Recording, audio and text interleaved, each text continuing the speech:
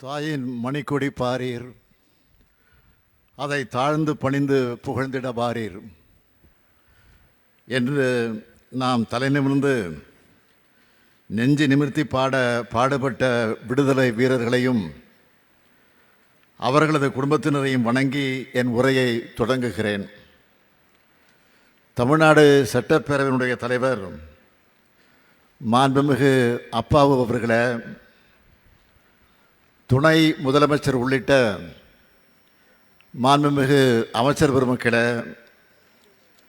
சட்டமன்ற நாடாளுமன்ற உள்ளாட்சி அமைப்புகளின் மக்கள் பிரதிநிதிகளே, தலைமைச் செயலாளர் உள்ளிட்ட அரசு அதிகாரிகளே, காவல்துறை தலைவர் உள்ளிட்ட காவல்துறை அதிகாரிகளே, விடுதலை பெருவிழாவை கொண்டாடும் பேரன்பிற்குரிய தமிழ்நாட்டு மக்களே, உங்கள் அனைவருக்கும் என்னுடைய அன்பான வணக்கம். நாட்டு மக்கள் அனைவருக்கும் எனது மனமார்ந்த விடுதலை நாள் நல்வாழ்த்துக்களை தெரிவிக்கும் அதே வேளையில், நாம் இன்று விடுதலை காற்றை சுவாசிக்க காரணமாய் விளங்கும் தியாகிகளை போற்றி அவர்களது உன்னத நோக்கங்கள் நிறைவேற நாளும் உழைக்க உறுதி எடுத்துக்கொள்வோம்.